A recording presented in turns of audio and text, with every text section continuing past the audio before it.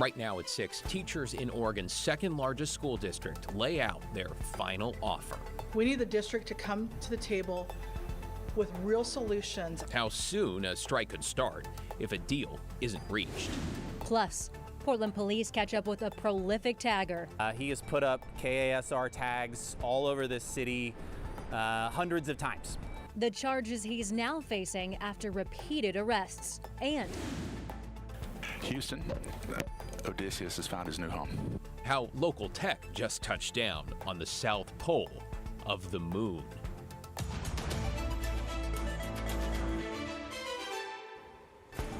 Thanks for joining us at 6. I'm David Molko. And I'm China Green. We begin tonight with uncertainty facing tens of thousands of students and their families in the SalemKaiser School District. The teachers union making a last and best proposal they hope can avoid a strike. Thomas Schultz has the latest from Salem.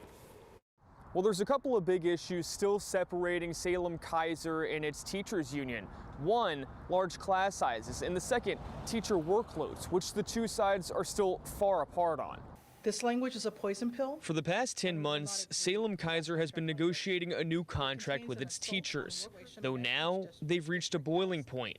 On Thursday, teachers submitted their best and final proposal. We need the district to come to the table with real solutions on how to address the key issues so we can settle this contract and keep our students in schools. The union's proposal rejects school district language on teacher workloads. Union President Tyler Skello-Lakeberg says SalemKaiser's proposal could allow administrators to switch educators' schedules suddenly. They can make us work 12 to 8 one day, 8 to 4 the next. And she says the district proposal could decrease some educators' full-time roles to part-time by starting their day right before students arrive and ending it when class is dismissed. So it's essentially making people paid part-time for full-time work. The school district didn't respond to our request for an interview, though Superintendent Andrea Castaneda recently said they don't want to make teachers part-time employees, though they can't accept union proposals for stringent schedules because educator schedules are somewhat flexible for events like parent-teacher conferences that happen after school. For those duties, schools pay overtime. And when we shared that offer, we were clear. We said, this is all we can do. Anything more will do lasting harm to our schools. And Castaneda says just like teachers, the district wants smaller class sizes too. The problem, they can't afford it. We would love to pay our staff even more, to hire even more teachers, to have smaller class size. But the reality in this district, like districts around us, is that we have to close a budget gap, and ours is over $30 million.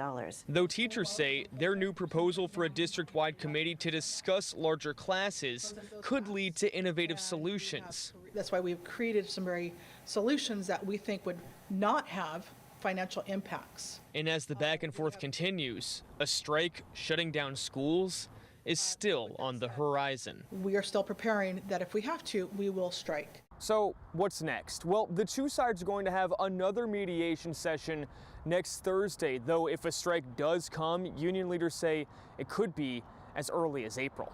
Back to you. We'll definitely be keeping an eye on that one for you. Let's get to your headlines this evening. Republicans and Democrats in Salem have reportedly reached a compromise agreement of sorts when it comes to recriminalizing hard drugs. According to OPB, Democrats have agreed to possible jail sentences for possession that could be as long as 6 months rather than a max of 30 days. Democrats have also reportedly softened on so-called mandatory deflection, which would have required police to give offenders a choice between treatment or jail. Now it would be up to individual departments whether to offer that choice. We're working here to confirm all those details. This new version could reportedly get a hearing as soon as tomorrow. In the meantime, ACLU of Oregon is criticizing the details that have emerged about House Bill 4002. In a letter to leaders of both parties, they say the changes are, quote, more severe and functionally similar to the plan being pushed by the group trying to put a Measure 110 repeal on the ballot. ACLU of Oregon also said legislative leadership didn't meaningfully engage with stakeholders, lawyers and civil rights advocates and liberty advocates, and say recriminalization will disproportionately harm historically marginalized individuals and communities. Well, let us take you to Olympia, where a bill that would restrict school boards from banning certain books is now headed to the governor's desk. A ban on book bans, if you will. It passed the Senate this morning along party lines with no Republicans in favor after it passed the House. If the governor signs it, school boards could not ban books that involve subject matter regarding protected groups such as race and sexual orientation. Parents or guardians could still object to books and prevent their child from accessing them, but could not ban books for all students. There is a similar bill in the Oregon Senate right now, though it has not yet come up for a vote. The Chinook Indian Nation is celebrating a legal victory in its more than century-long effort to recognize by the U.S. government. Chinook Indians are made up of 5 tribes in several counties around the mouth of the Columbia River. In the latest legal fight, the nation challenged the Bureau of Indian Affairs for withholding money the government had already awarded them for lands lost to white settlers. They won that battle and will now have access to that money. The chairman of the tribe believes that this victory will help the nation gain permanent federal recognition, which will take an act of Congress. Matt? Thanks, China. Boy, what a day we had today. The clear sky continues. You can see Mount St. Helens off in the distance there as the darkness descends upon the city, but we're still in the 50s, and that's after making 60 today, which, believe it or not, is not the warmest day of the month. It's the warmest day for, well, close to the warmest day for the rest of the month, but actually I think tomorrow will end up being a little bit warmer. So really just a stellar day with the sunshine and the mild temperatures. We'll have areas of fog tomorrow morning. Not a lot, but some. And in spite of that, I still think we'll be warmer tomorrow than we were today by a couple degrees. But then a cold storm arrives Sunday with heavy mountain snow. The question is, of course, will we get valley snow? And I think the answer is no. The Cascades are going to get a lot of snow. It's 30 degrees up at Timberline right now. Cold rain begins on Sunday. As we go into Sunday night and Monday morning, we may get some wet snowflakes down to the valley floor, but sticking snow staying above 500 to 1,000 feet. And coming up, we'll show you just how much snow the Cascades will get. It's pretty impressive, guys. Sounds great. Thank you, Matt. Now at 6, Portland police are claiming a significant victory in the battle against graffiti with the arrest, they say, of one of the Rose City's most prolific taggers. John Adam joins us live from Southwest Portland. John, how many tags do police say this individual is responsible for? Well, they told me today this one individual is responsible for hundreds of tags, many of which you may have noticed around the city over the last few years. Portland police say 27-year-old Jerry Mahangos has been arrested multiple times in the past for graffiti crimes. He also pleaded guilty to charges in 2023. But PPB says Mahangos continued to vandalize buildings using his tag KASR. They also gave us insight today into the world of graffiti vandals, a world where fame comes from putting your tag up often, and the riskier the location, the better. The thrill of tagging is why police believe many are repeat offenders. And you get more fame and more notoriety. The more places you put this tag up, the more risky the places are you put the tag.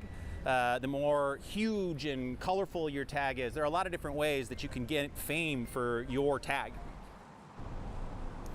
Portland police say arresting a prolific tagger is a big deal because it can oftentimes provide information or lead to the arrest of their associates. It can also discourage other taggers from continuing to vandalize. And Neighborhood Response told us today as well that they are usually investigating 1 to 2 big-time taggers at a time, building a case with the hopes of one day bringing them to justice. David, China. John Adams reporting live from downtown Portland. Thank you, John.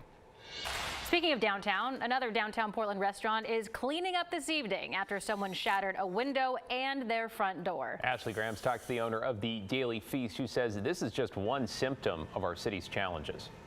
Instead of a crowded diner and a busy kitchen, the sound of a drill fills the Daily Feast. So I found it this morning. Christine Burmeister owns the diner. Early this morning, someone broke in after smashing the window and the door, but they didn't steal any money. Came in, like literally just like walked around the diner, like walked into the kitchen and out. Didn't even steal anything but an iPad. She believes the suspect was having a mental health crisis. Just because they're just not mentally well, not because they were robbing us. Sadly, she's used to dealing with smashed windows. And this is not the first time this has happened. Burmeister says she's frustrated that mental health, drug addiction, and homelessness continue to go unchecked in downtown Portland. It's him or somebody else. Like you leave people on the street and you treat them like garbage and they act like garbage. You know, it's like people are desperate. They have nothing to lose. This man nodding off at a bus stop in front of her restaurant is a common sight, but she says many turn a blind eye. We're like neglecting the problem, and so the problem comes through your window. Burmeister wishes politicians would do more to address the issues she sees every day downtown. We're really good at coming up with great ideas, and we're like terrible at the execution of the plan. In the meantime, she'll patch up the diner she loves, waiting for someone to save the city she calls home. It's like truly ridiculous how wonderful Portland could be if we simply had somebody who was like, okay, enough of this. Like, we've got the money, we're going to make it happen. Now, we did reach out to the mayor's office, and a spokesperson got back to us. They called the crime in this area unacceptable. They said they're going to continue to clear campsites here and bring in more outreach workers. In downtown, I'm Ashley Grams, KGW News. We will see. You're watching KGW News. Straight ahead at 6, Portland Central Library ready to reopen. A look inside at what's new and improved. Plus, employees at Columbia Sportswear over the moon after a piece of their technology lands on a lunar surface. And coming up on the story, see you later, daylight saving time. An update on how stopping clock changes in Oregon could likely depend on our neighbors. The team's going to walk us through it all just ahead at 6:30, only on The Story.